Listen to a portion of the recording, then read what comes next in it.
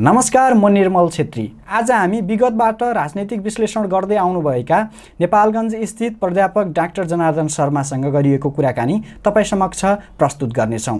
र यो कार्यक्रम तपाईँले उज्यालो अनलाइन टेलिभिजन, रेडियो सुन्तराली एफएम र कालीकोटखबर.com बाट हेरिरहनु भएको छ। दर्शक तथा श्रोतावृन्द, आजको कार्यक्रममा हामीले डाक्टर शर्मासँग 3वटा मात्र प्रश्नको उत्तर खोजेका थियौँ। हेरौँ उहाँको उत्तर कस्तो छ त। डाक्टर, स्वागत छ कार्यक्रममा। हस्, धन्यवाद।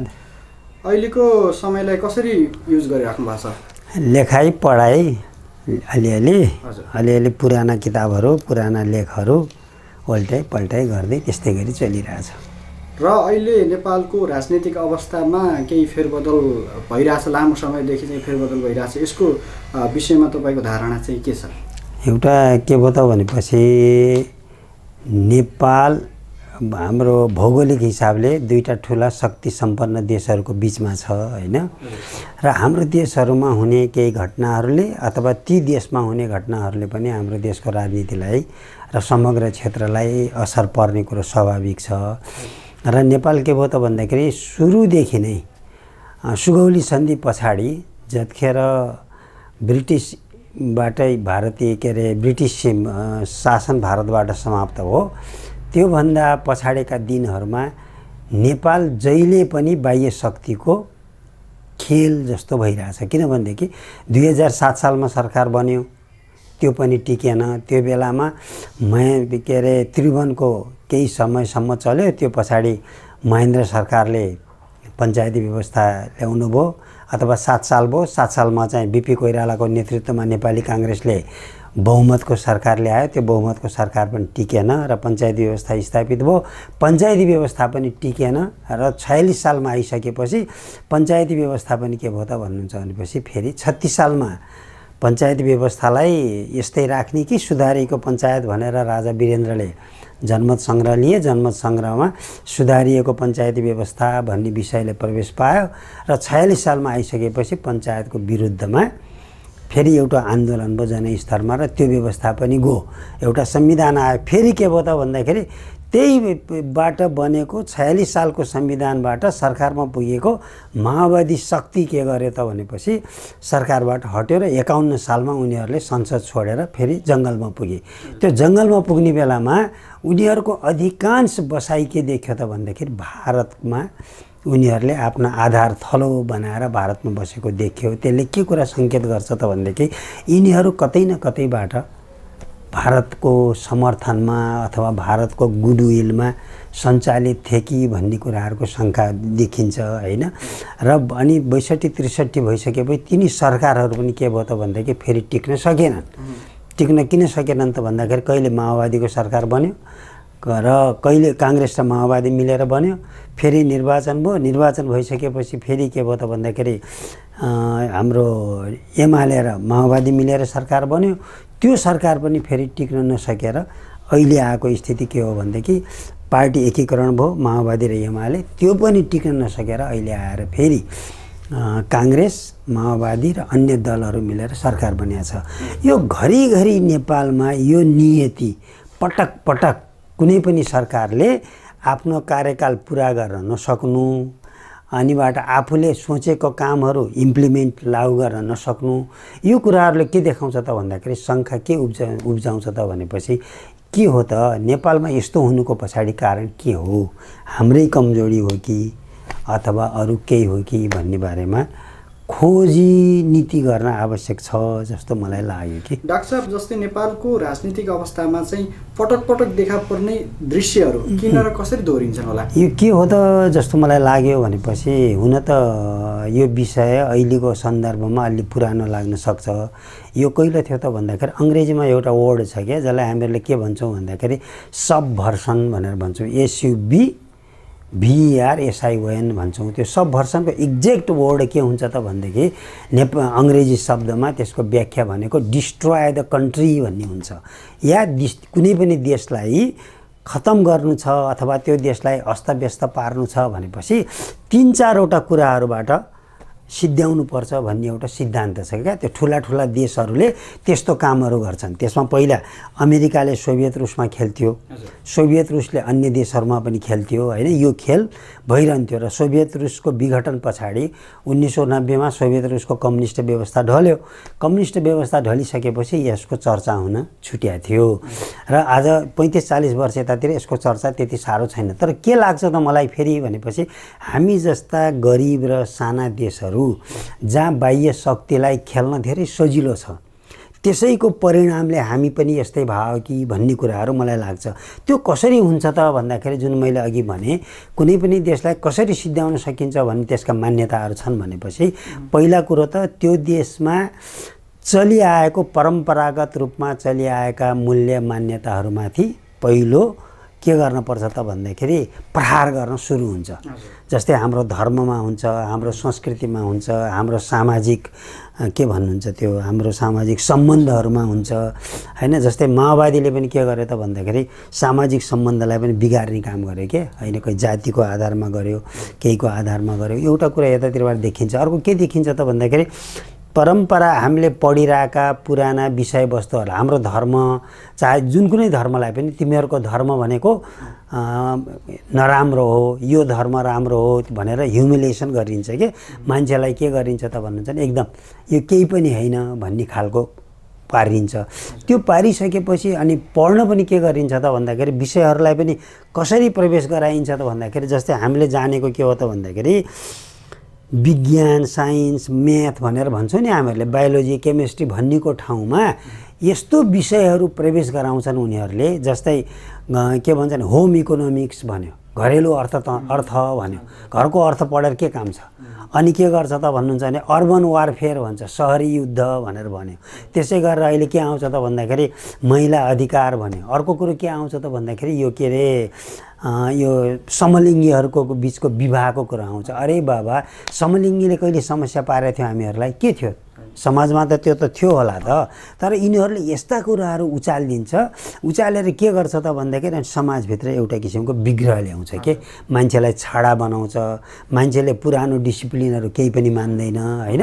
छाडा हुँदै गइसकेपछि अनि के गर्छ त भन्दाखेरि त्यो जुन पुस्ता छ नि जसले यो कुरो पढेर आछ त्यो अनि उनीहरूलाई के गरिन्छ त भन्दाखेरि नेताका छोराछोरीलाई स्कलरसिप दिइन्छ, नेताहरूको विदेश भ्रमण गराइन्छ।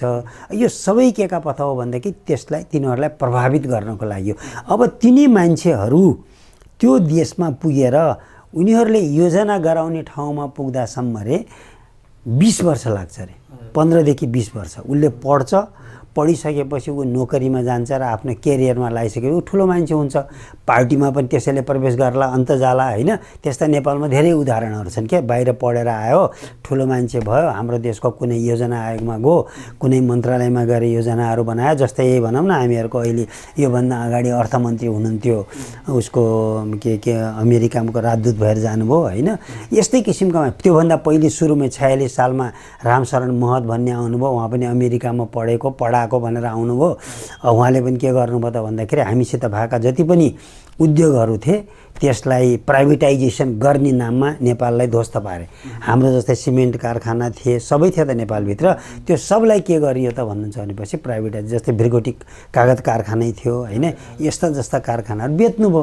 त्यस्तै गरेर के हुन्छ त भने यस्ता मान्छेहरू त्यहाँ पुगिसकेपछि उनीहरूले आफ्नो देशको हित अनुकूलको नीतिहरू कार्यान्वयन गर्छन्। त्यो कार्यान्वयन गर्यो भने एक दिन यस्तो अवस्था आउँछ, त्योसित न पुरानो रहन्छ न नयाँ रहन्छ के। अनि त्यो पुस्ता के हुन्छ त भन्दाखेरि अर्काको खाएर अर्काकोमा पलेको पुस्ता भावनाले उसले केही गर्न सक्दैन, उसित बोल्ने आँटै हुँदैन।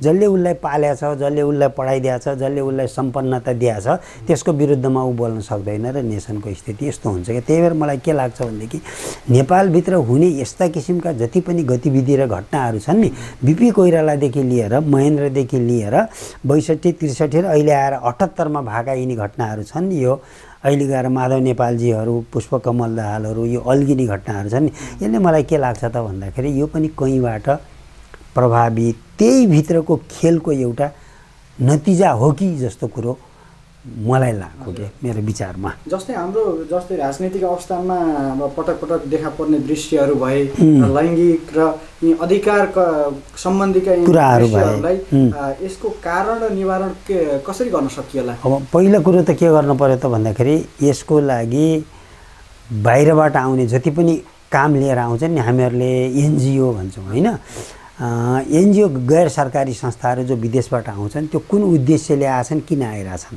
धर्मको नाउँमा आइरहेछन्, कोही जातिको। जस्तै हिजो अस्ति मात्रै योभन्दा अगाडि पनि एउटा रिपोर्ट आएको थियो, क्रिस्चियनहरूले एकल जातीय प्रदेश माग गर्ने भनेर 11 करोड रुपियाँ खर्च गरेछन्।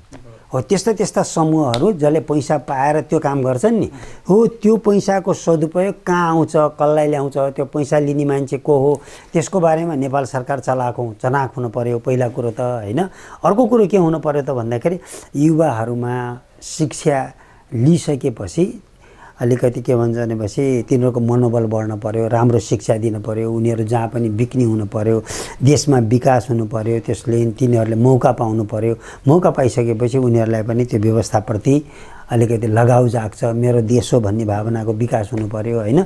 मैले मेरो देशको विरुद्धमा यो काम गर्न हुँदैन भन्यो भनेदेखि सम्भव छ, होइन भनेदेखि आजको जमानामा न पुलिस लगाएर सम्भव छ। सरकार त चनाएको हुनै पर्यो। त्यस्तो कुनै एजेन्सीबाट यदि त्यस्तो कुराहरू आइरहेछ भनेदेखि त्यस्तो यो पैसाहरू हामीलाई चाहिँदैन भनेर भन्न सक्ने आँट पनि सरकारको हुनु पर्यो कि त्यो भएन भनेदेखि त काम लाग्दैन।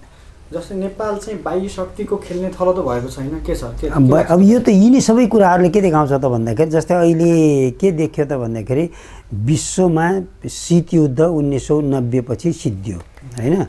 90मा सिद्धिसकेपछि अब हामी 2021मा आइसकेका छौँ। सोभियत रुसको कम्युनिस्ट शासन त्यहाँबाट ढलिसकेपछि विश्व के भयो त भन्दाखेरि अमेरिकाको केही वर्षसम्म अमेरिकाले एकतर्फी रूपमा होल्ड गर्यो भनौँ न। अमेरिकाको ऊ थियो ठुलो महत्त्वपूर्ण चाहिँ हात थियो। अनि संयुक्त राष्ट्रसङ्घ छन्, जति पनि एजेन्सीहरू छन् नि, विश्व ब्याङ्क छन्, यो सबै अमेरिकाले क्रिएट गरेका संस्थाहरू हुन् क्या। उनीहरूले अमेरिकाको विरोधमा केही गर्नै सक्दैनन् होइन। र त्यहाँबाट उत्पादन हुने जति पनि जनशक्ति हुन्छ नि त्यो त्यही किसिमको हुन्छ। र अर्को के भयो त भन्दाखेरि उत्तरतिर चीन छ, दक्षिणतिर भारत छ होइन। अब अमेरिका अहिले चीनले विकास गर्दा गर्दा के भयो त भन्दाखेरि अमेरिकालाई टक्कर दिने हैसियतमा चीन पुग्यो। त्यसैले गर्दा अमेरिकाले के चाहन्छन् त भने कसरी चीनलाई रोक्ने हो भन्ने अमेरिकाको मुख्य चाहिँ योजना हो।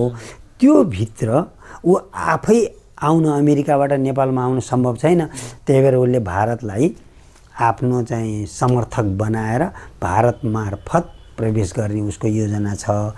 त्यही भएर एमसिसी जस्ता योजनाहरू पनि आइरहेछन् होइन। अनि त्यो कर्णाली डाइभर्जनको कुरोहरू पनि आइरहेछ। यो सबै कुराले के देखाउँछ त भन्दाखेरि यहाँभित्र खेल पश्चिमा शक्तिहरू र उत्तरतिरको त सतर्क हुनै पर्यो, पडोसी हो, र दक्षिणको र पश्चिमाहरूको अत्यधिक पेलानभित्र अहिले हामी छौँ। चीन के छ त भनेपछि अहिलेसम्मको स्थितिमा चीन चाहिँ आक्रामक थिएन। अब यिनीहरूको कारणले चीन पनि अलि सतर्क भएर अलि पहिलेको भन्दा अलिक कडा रूपमा पेश हुन्छ कि भन्ने स्थितिको सिर्जना भएको छ होइन।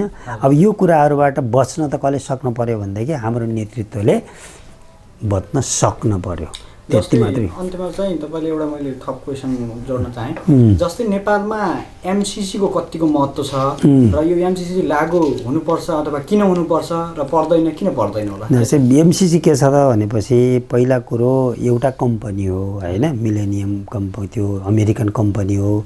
सामान्य देख्दाखेरि कम्पनीको नाउँमा छ, तर त्यति हुँदाहुँदै पनि यो के हो त भन्दाखेरि अमेरिकाको एसिया पेसिफिक स्ट्र्याटेजी भन्ने चाहिँ त्यो अन्तर्गतको एउटा अर्गनाइजेसन हो।